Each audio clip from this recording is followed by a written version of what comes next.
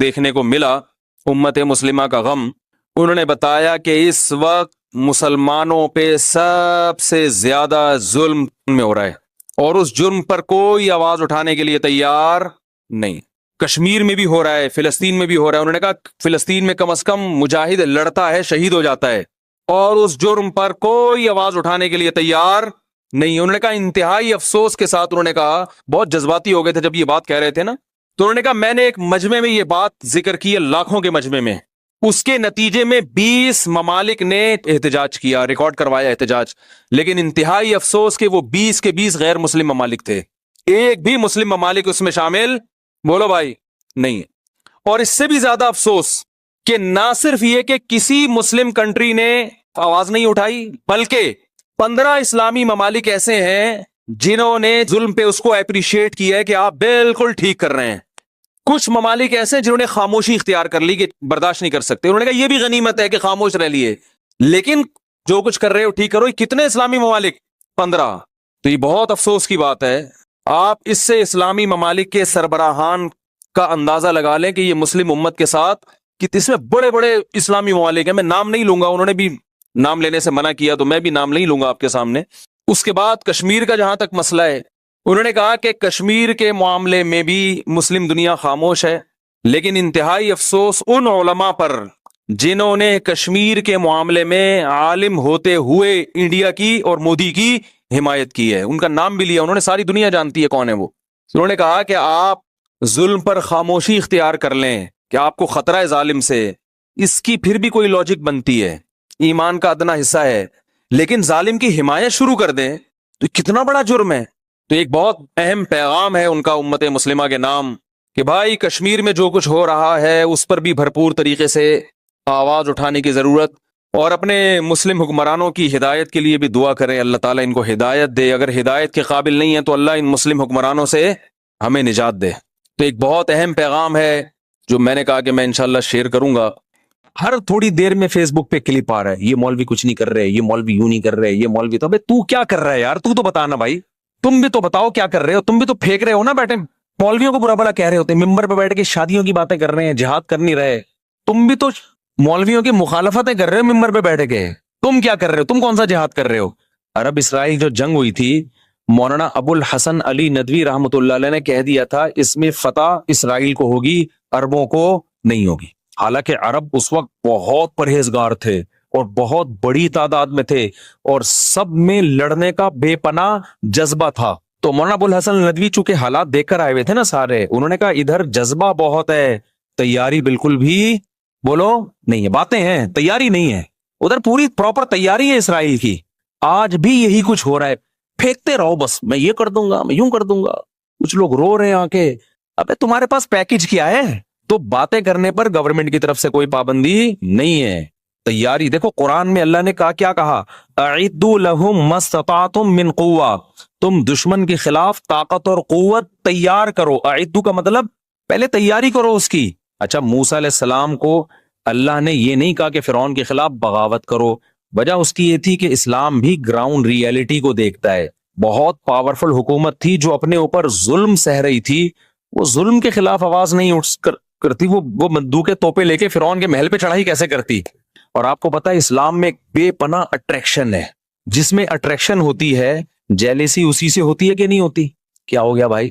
Attraction جہاں ہوگی حسد بھی، تبھی دنیا میں جتنے لوگ ہیں نا وہ مسلمانوں سے اور اسلام سے جتنا جلتے ہیں کسی اور مذہب سے اتنا نہیں جلتے۔ ہندوستان میں دیکھ لو جتنا ظلم مسلمانوں پہ ہو رہا ہے کسی اور مذہب میں اقلیت والوں پہ نہیں ہو رہا۔ کیوں؟ ان کو پتا ہے ان کے پاس ایک سسٹم ہے، نماز ہے، روزہ ہے، زکوٰۃ ہے، حج ہے، فیملی سسٹم کا ایک طریقہ ہے، وراثت کے پورا ایک سسٹم ہے۔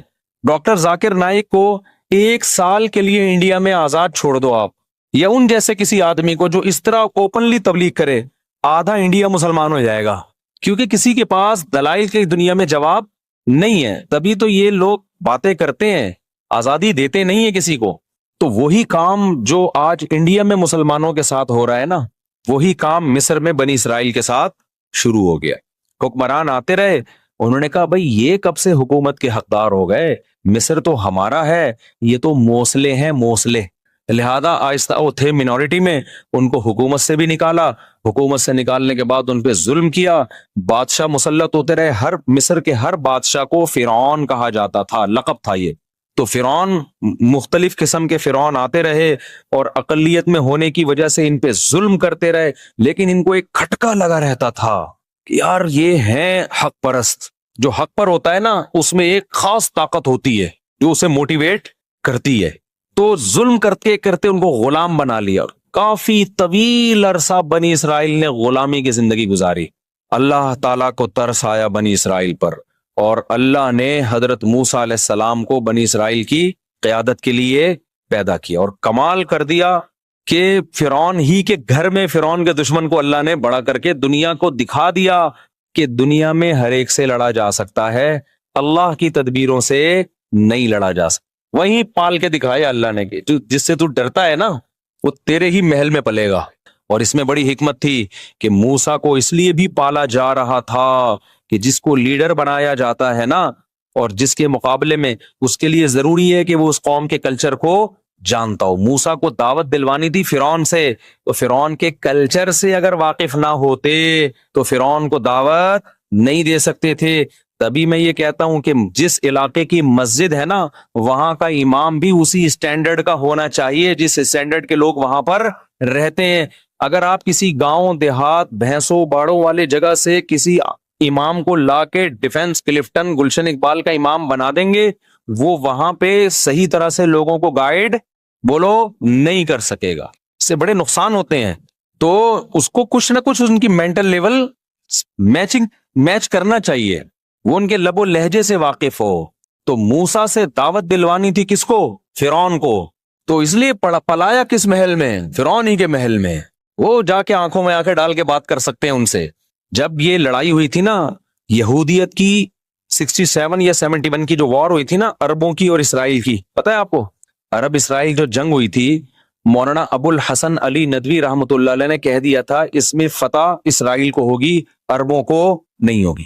حالانکہ عرب اس وقت بہت پرہیزگار تھے اور بہت بڑی تعداد میں تھے، اور سب میں لڑنے کا بے پناہ جذبہ تھا۔ ابو الحسن علی ندوی بہت بڑے عالم گزرے ہندوستان میں، بڑے محقق، آج ان کی ساری پیشگوئیاں پوری ہو رہی ہیں۔ انہوں نے کہا تھا فتح کس کو ہوگی؟ اسرائیل کو۔ لوگ حیران ہوئے کہ حضرت آپ کیا بات کر رہے ہیں، ادھر عرب اتنے، مصر بھی لڑ رہا ہے، لبنان بھی لڑ رہا ہے، اور سعودی عرب بھی تعاون کر رہا ہے۔ تو انہوں نے کہا کہ جہاں حقیقت اور صورت کا مقابلہ ہوتا ہے نا، وہاں کامیابی حقیقت کو ملتی ہے، صورت کو نہیں۔ کہا کہ یہاں صورت تو ہے، نعرے، جذبے، سجدوں کے محراب، اللہ کی یاد میں رونا، شہادت کے جذبے، تیاری نہیں ہے۔ یہودی کے پاس کچھ بھی نہیں ہے، تیاری پراپر کر کے میدان میں اترا ہے۔ اسے پتا تھا کہ مصر سے بھی حملہ ہو سکتا ہے، میں جب یہ کروں گا، پہلے سے اس نے اس کا انتظام کیا ہوا تھا۔ خفیہ ایجنسیاں چھوڑی ہوئی تھی کہ مصر کے طیارے اڑنے کا پروگرام بنائے نا تو بتا دینا ہمیں، تاکہ ہم ایئرپورٹ پہ ہی تباہ کر دیں ان کو۔ تو ہوا یہ کہ مصر کے طیارے ابھی تیاری کر رہے تھے نا، جہازوں پہ کپڑا وپڑا مار رہے تھے صبح اٹھ کے، یار اسرائیل نے حملہ کیا، چلو ہم بھی تھوڑا سا شیمپو ویمپو سے نہائیں۔ ان کے پائلٹوں نے کہا کہ ہم بھی جا کے، ظاہر ہے وہ یہودی ہے، وہ پہلے سے اس کو پتا تھا کہ یہ چین سے تھوڑی بیٹھیں گے جب ہم حملہ کریں گے فلسطین پہ، تو اس کو پہلے سے تیاری تھی کہ کہاں کہاں سے حملہ ہو سکتا ہے۔ اتنی ایجنسی کے لوگ اس نے گھسیڑ دیے تھے پہلے سے، وہ 50 سال سے اس کی تیاری کر رہا تھا، اور پوری پراپر تیاری کے ساتھ اس کو۔ تو ہوا یہ کہ ابھی اس نے پورا اڈا ہی اڑا دیا کس کا؟ ایئر اٹیک کا۔ تو مولانا ابو الحسن ندوی چونکہ حالات دیکھ کر آئے ہوئے تھے نا سارے، انہوں نے کہا ادھر جذبہ بہت ہے، تیاری بالکل بھی نہیں ہے، باتیں ہیں، تیاری نہیں ہے۔ ادھر پوری پراپر تیاری ہے اسرائیل کی۔ آج بھی یہی کچھ ہو رہا ہے، پھینکتے رہو بس، میں یہ کر دوں گا، میں یوں کر دوں گا۔ کچھ لوگ رو رہے ہیں آ کے، ابے تمہارے پاس پیکج کیا ہے؟ پھر مولویوں کو برا بھلا کہہ رہے ہوتے ہیں، ممبر پہ بیٹھ کے شادیوں کی باتیں کر رہے ہیں، جہاد کر نہیں رہے۔ تم بھی تو مولویوں کی مخالفتیں کر رہے ہو ممبر پہ بیٹھ کے، تم کیا کر رہے ہو؟ تم کون سا جہاد کر رہے ہو؟ تو باتیں کرنے پر گورنمنٹ کی طرف سے کوئی پابندی نہیں ہے۔ تیاری دیکھو، قرآن میں اللہ نے کیا کہا؟ اعدوا لهم ما استطعتم من قوہ، تم دشمن کے خلاف طاقت اور قوت تیار کرو۔ اعدوا کا مطلب پہلے تیاری کرو اس کی۔ قرآن نے یہ نہیں کہا کہ دشمن کے خلاف راتوں کو اٹھ کے رونا شروع کر دو ابھی سے، اور شہادت کے لیے جیکٹیں یعنی چلو وہ بھی کسی حد تک تیاری میں آتی ہے جو جیکٹیں تیار ہوتی ہیں، لیکن شہادت کے لیے تقریریں شروع کر دو، جذبہ بڑھاؤ یہودی کہتا ہے جذبہ گیا بھاڑ میں، پہلے تم یہ دیکھو تمہارے پاس ٹینک ہیں جو مقابلہ کر سکتے ہیں، پھر بین الاقوامی طاقتوں کو اپنے ساتھ ملانے کے لیے اس نے کیسی کیسی چالیں چلی ہیں۔ آج ہم سمجھتے ہیں کہ امریکہ اسرائیل کو سپورٹ کر رہا ہے، امریکہ یقیناً اسرائیل کو سپورٹ کر رہا ہے، لیکن آپ کو پتا ہے امریکہ نے اسرائیل نے امریکہ کو دبوچا وہ یوں کر کے کہ تیرا باپ بھی مجھے سپورٹ کرے گا۔ وہ کمبل والا واقعہ سنا کے بس تفسیر کی طرف آتا ہوں۔ ایک آدمی نے دریا میں دیکھا کمبل بہ رہا ہے، کسی نے کہا بھائی اس کو لالچی تھا، اس کو کمبل چاہیے تھا ہر قیمت پہ، لوگوں نے کہا چھوڑ دے دریا میں جائے گا، اتنا تیز دریا، اس نے کہا فری پھوکٹ کا کمبل کون چھوڑتا ہے بھائی، تیرتا وہ اندر گیا، وہ کمبل نہیں وہ ریچھ تھا، کیونکہ اوپر سے تو منہ تو نظر نہیں آ رہا تھا۔ اب جا کے کمبل نے پکڑ لیا اس کو نا، ریچھ نے پکڑ لیا، اب یہ چھڑوانے کی کوشش کر رہا ہے، چھوٹ نہیں رہا، تو اس کے دوست نے کہا بھائی کمبل کو چھوڑ دے، اگر نہیں تیرے کنٹرول میں آ رہا، کہہ رہے میں تو چھوڑوں، کمبل نہیں چھوڑ رہا مجھے۔ تو امریکہ کی عوام بھی امریکہ کے خلاف احتجاج کر رہی ہے کہ اسرائیل میں یہ ہو رہا ہے، غزہ میں ظلم ہو رہا ہے۔ امریکہ کہہ رہا ہے میں تو اسرائیل کو چھوڑوں، اسرائیل مجھے نہیں چھوڑ رہا۔ ابھی میری گردن اسرائیل نے دبوچی ہوئی ہے، اتنا سا ملک ہے، سازشیں کر کر کے نا پلاننگ کی ہے 100 سال پہلے کہ یار ہم منورٹی میں ہیں، بزنس اپنے قبضے میں لو، جتنی ملٹی نیشنل بڑی بڑی کمپنیاں ہیں ساری کس کی ہیں؟ زیادہ تر یہودیوں کی ہیں، زیادہ تر یہودیوں، ایسا جال بچھائے، اور ہمارے پاس کوئی پلاننگ سرے سے نہیں۔ ہماری پلاننگ پتہ ہے کیا ہے؟ ایک دھماکہ اپنے ہی ملک میں اور کر دو خلافت کے نام پہ، تاکہ تھوڑا سا جو دم رہ گیا ہے نا وہ بھی کیا ہو، ختم ہو، تاکہ ہماری حکومتیں بھی انہی دھماکوں سے ہی نمٹتی رہیں، پھر ایک دھماکہ وہاں، ایک دھماکہ وہاں، ایک دھماکہ وہاں، ایک دھماکہ وہاں، وہ دھماکے بس، وہ کوئی پلاننگ نہیں ہے کہ اس کا رزلٹ کیا نکلے گا آگے جا کے۔ تو مولانا ابو الحسن ندوی نے کہا تھا کہ جنگ اس میں عربوں کو، حالانکہ اس وقت کے عرب میں اور آج میں زمین اور آسمان کا فرق ہے، سمجھتے ہو؟ افغانستان میں جب رشیا آیا ہے نا تو پوری دنیا نے مل کے مدد کی ہے افغانستان کی، پوری دنیا نے قربانی بے پناہ دی افغانوں نے، تو بہت زبردست ایک طریقے سے کام ہوا ہے، اس کے بعد جا کے روس کے پاؤں کھڑ کے ختم کیے۔ آج کیا ہو رہا ہے غزہ میں؟ کون مدد کر رہا ہے ان کی؟ یہاں سے ہم آٹے بھر بھر کے بھیج رہے ہیں، پراٹھے بنا بنا کے کھاؤ، وہ کیا کرے گا بیچارے؟ تو نہ ہونے سے یہ بھی غنیمت ہے، نہ ہونے سے یہ بھی ہے، یہ نہیں کہ آپ مدد کرنا چھوڑ دیں۔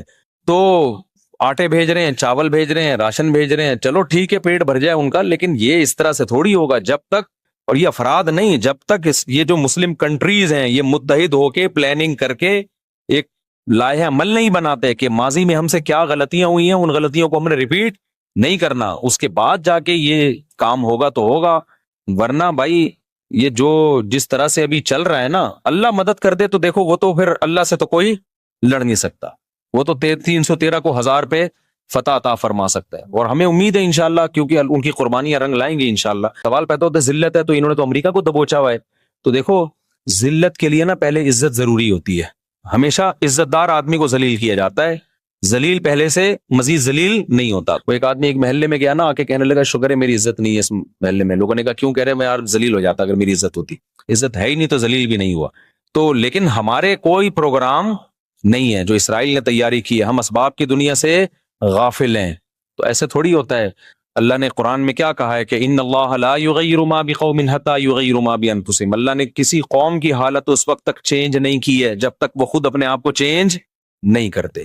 تو ہم چینج ہی نہیں کرتے اپنے آپ کو، اور من حیث القوم چینج نہیں کرتے ہیں، باتیں پھینکتے رہیں گے۔ اسکالرز بھی آ کے نا اور تخریب کاری کر رہے ہیں خلافت اور جہاد کے نام پہ، وہ بھی کچھ نہیں کر رہے ہوتے، ہر تھوڑی دیر میں فیس بک پہ کلپ آ رہا ہے، یہ مولوی کچھ نہیں کر رہے، یہ مولوی یوں نہیں کر رہے، یہ مولوی تو تو کیا کر رہا ہے یار؟ تو بتانا بھائی، تم بھی تو بتاؤ کیا کر رہے ہو، تم بھی تو پھینک رہے ہو نا بیٹھے باتیں بیٹھ کے، کوئی پیکج دو۔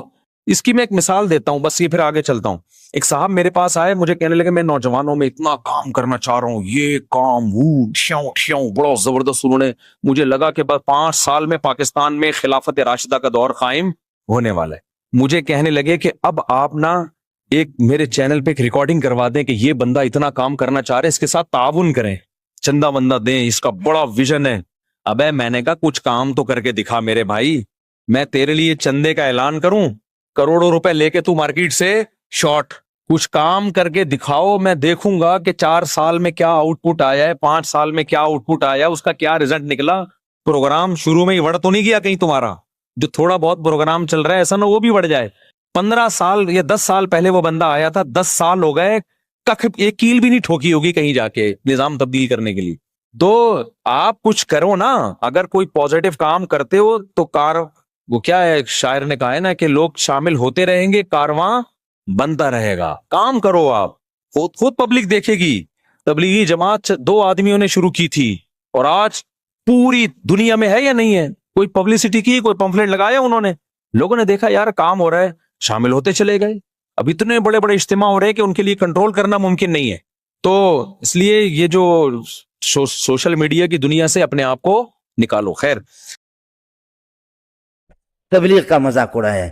یاد رکھ لو اس بات کو, تبلیغی جماعت کسی کی باپ کی